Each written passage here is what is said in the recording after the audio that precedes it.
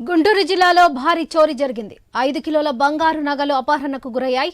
శనివారం రాత్రి మంగళగిరి మండలం ఆత్మకూరు వద్ద ఈ ఘటన చోటు చేసుకుంది. విజయవాడలోని బంగారం దుకాణం నుంచి మంగళగిరిలోని యజమాని ఇంటికి బైక్ పై తరలిస్తుండగా దుండగులు అడ్డుకొని అపహరించినట్లు యజమాని బంధువు నాగరాజ్ చెబుతున్నారు.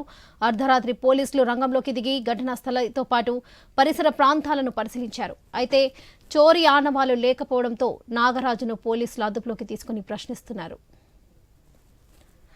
ఇదే విషయానికి సంబంధించి మరిన్ని అప్డేట్స్ మా ప్రతినిధి నాగేశ్వర అందిస్తారు. నాగేశ్వర చెప్పండి.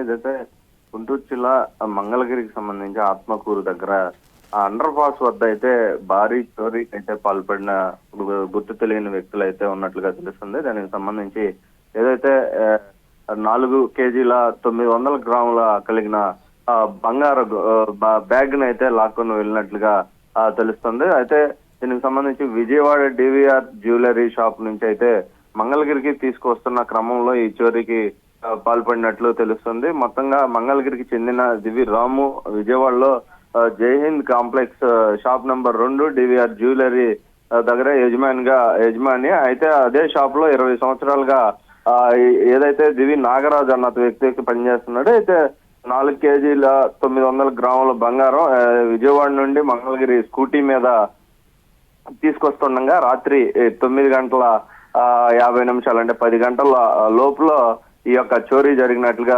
తెలుస్తుంది. దీనికి సంబంధించి మంగళగిరి రూరల్ ప్రాంతం ఆత్మకూరు అండర్ పాస్ వద్ద రాగానే నాగరాజు వద్ద నుండి స్కూటీ ఏదైతే మధ్యలో పెట్టుకొని అతను బండి వస్తున్నట్లుగా తెలుస్తుంది. అయితే ఉన్న బంగారాన్ని దొంగలైతే దోసుకెళ్లారని ఆ బాధితుడైతే చెప్తున్న పరిస్థితి అయితే ఉంది. అయితే ఈ చోరీ విషయంలో మంగళగిరి రూరల్ కు సంబంధించిన పోలీసులు డిఎస్పీ మురళీకృష్ణ ఆధ్వర్యంలో అయితే విచారణ జరుగుతుంది. అయితే దివి నాగరాజు వాహనాన్ని అనుసరిస్తూ మరో ద్విచక్ర వాహనం హెల్మెట్ పెట్టుకొని వచ్చారన్న చెప్తున్న బాధితుల క్రమంలో దీనికి సంబంధించి సీసీ ఫుటేజీలు పోలీసులు పరిశీలించిన మీదట కూడా ఎక్కడ ఆనవాళ్లు కనపడలేదని చెప్పేసి చెప్తున్న పరిస్థితి. పోలీసులు కూడా దీన్ని దర్యాప్తు చేస్తున్నారు. దీనికి సంబంధించి ఏదైతే దుండగులు ఏదైతే బంగారాన్ని దోచుకెళ్ళడానికి వచ్చారన్నది కంప్లైంట్ ఇచ్చిన నాగరాజు అలా లేకపోవడంతో ఏదైతే కంప్లైంట్ ఇచ్చిన వ్యక్తి నాగరాజుని అయితే